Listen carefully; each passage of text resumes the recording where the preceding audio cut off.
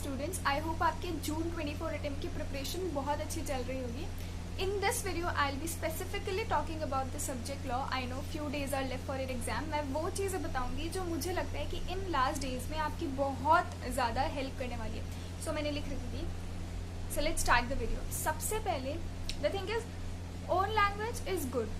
हम हमेशा ICAI के जो सजेस्टेड आंसर्स देखते हैं उसमें कुछ और ही लिखा होता है. हम जो लिखते हैं वो मोस्टली डिफर करता है. But the thing is, no one can write those answers exactly what ICAI provides.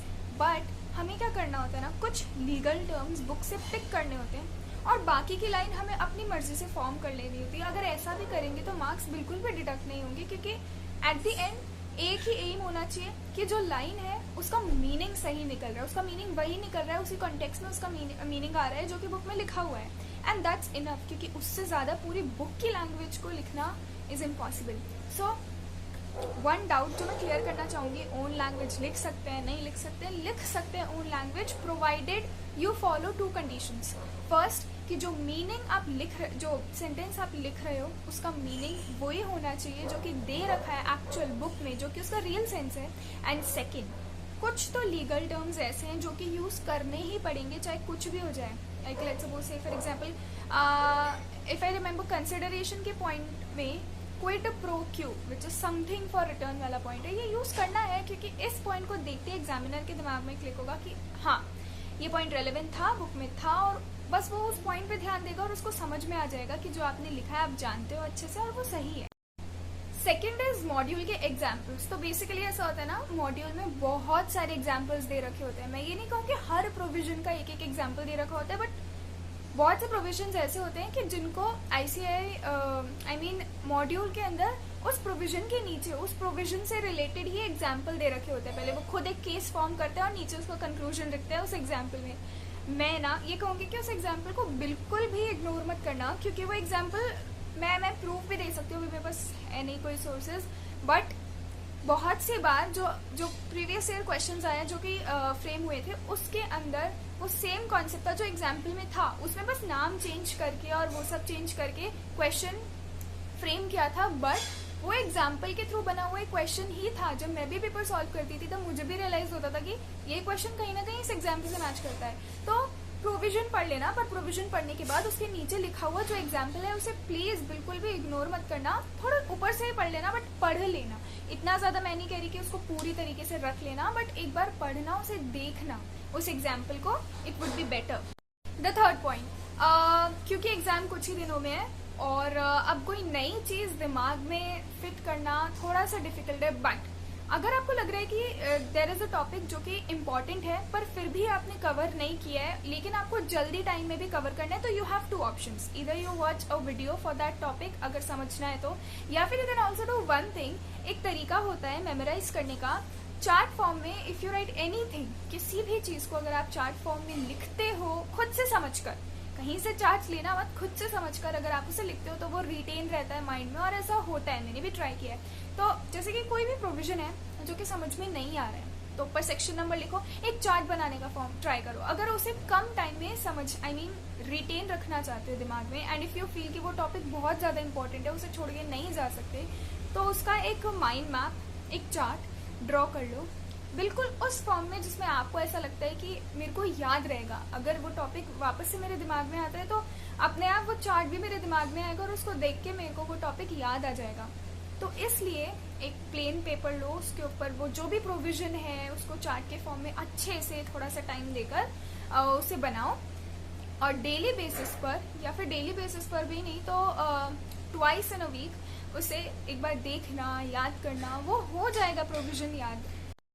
Next, skip those questions जिनके आंसर्स आपको नहीं या तो याद नहीं आ रहे हैं. मतलब कई बार ऐसा होता है कि कोई कॉन्सेप्ट ऐसा होता है हमें पता होता है, हमने पढ़ा है, वो ना ईगो हर्ट हो जाता है कि क्यों नहीं आ रहा है, पढ़ा तो था, इसी को सबसे ज्यादा इंपॉर्टेंस दी थी और अब एग्जाम में यही आ गया तो ये पता नहीं चल रहा है, नहीं इसका आंसर तो मैं जान कर ही रहूंगी, जब तक याद नहीं आएगा पेपर सॉल्व नहीं करूंगी. ऐसा नहीं होता है. तो कोई क्वेश्चन अगर नहीं आ रहा है, 2 minutes max to max 3 minutes सोचने को दो, याद करो, रिकॉल करो, ट्राई टू रिमेम्बर. बट उससे ज़्यादा टाइम मत देना, आगे बढ़ जाना. जो भी टॉपिक अगला नेक्स्ट क्वेश्चन है उससे रिलेटेड आंसर जो आता है उसको लिखना. Next, next is hand writing. So hand writing इतनी ज्यादा मैटर नहीं करती है. पहले मुझे भी लगता था कि मैटर करती है, मतलब ऐसा भी नहीं कि हम बिल्कुल खचरा लिख दें, पर एक ढंग की जो सामने वाला पढ़ सके. जब मैं सर्टिफाइड कॉपीज देखती थी, जब मैं तैयारी करती थी और सर्टिफाइड कॉपीज देखती थी, तो मैं देखती थी कि इतने गंदे तरीके से उसने लिखा हुआ है, फिर भी उसको इतने अच्छे मार्क्स क्यों मिले हैं. And I found out the reason was उसने there is a difference between good handwriting and cleanliness. वो उसका पेपर इतना नीट एंड क्लीन होता था, उसकी हैंड राइटिंग एकदम कचरा जैसी, आई मीन कचरा नहीं, उसकी हैंड राइटिंग एकदम बहुत ही ज्यादा अजीब सी, बट द थिंग इज कि हैंड राइटिंग पे इतना ज्यादा फोकस नहीं करना है, ठीक है, क्योंकि उससे स्पीड अफेक्ट होती है और स्पीड सबसे ज्यादा मेंटेन रखनी है लॉ के पेपर में, क्योंकि लॉ के पेपर में टाइम मैनेजमेंट बहुत इंपॉर्टेंट होता है. द थिंग इज उस इंसान ने क्या, मैंने जितनी भी आंसर शीट्स देखी थी, मैंने ये चीज नोटिस की थी कि हैंड राइटिंग अच्छी रखना is not that important. What is important is कि पहला आप नीट एंड क्लीन रखो, ज्यादा उसको कट एंड ये सब काटा पीटी मत करो. एंड सेकेंड, अगर आपको नीट एंड क्लीन रखना है दूसरे तरीके से, तो सेकेंड थिंग इज कि वर्ड्स को थोड़ा सा स्पेस देकर लिखो. हाँ, उससे ऐसा लगता है कि पेपर थोड़ा तरीके वाला है, तो वर्ड्स को स्पेस देकर लिखेंगे तो इससे भी एग्जामिनर को ठीक है, उसके लिए इनफ होगा. जरूरी नहीं है हम हमेशा अच्छी राइटिंग लिखे. क्योंकि speed is more important than hand writing.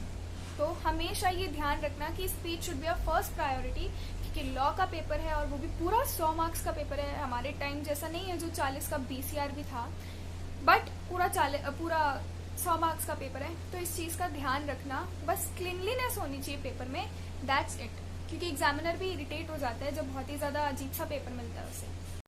Next is revision. अब मैं बोलूंगी रिविजन सिर्फ लॉ के लिए इम्पोर्टेंट नहीं है, हर सब्जेक्ट के लिए रिविजन इम्पोर्टेंट है, बी इट अ थ्योरी और अ प्रैक्टिकल सब्जेक्ट.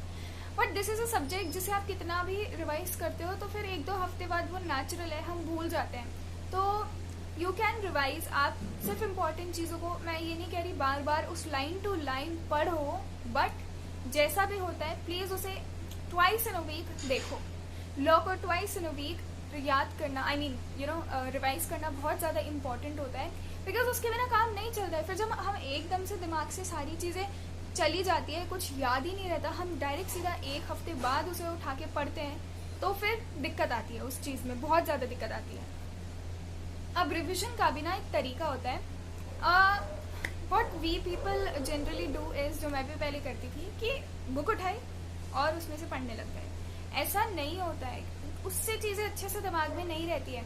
बुक बंद करो, वो टॉपिक है, उसमें क्या करना है, टॉपिक पता चल गया कि इस टॉपिक पे मुझे रिवाइज करना है, इस टॉपिक को मुझे रिवाइज करना है.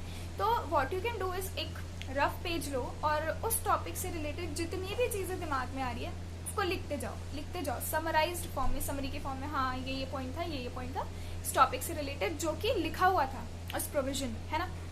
फिर उसको मैच करना बुक के प्रोविजन से.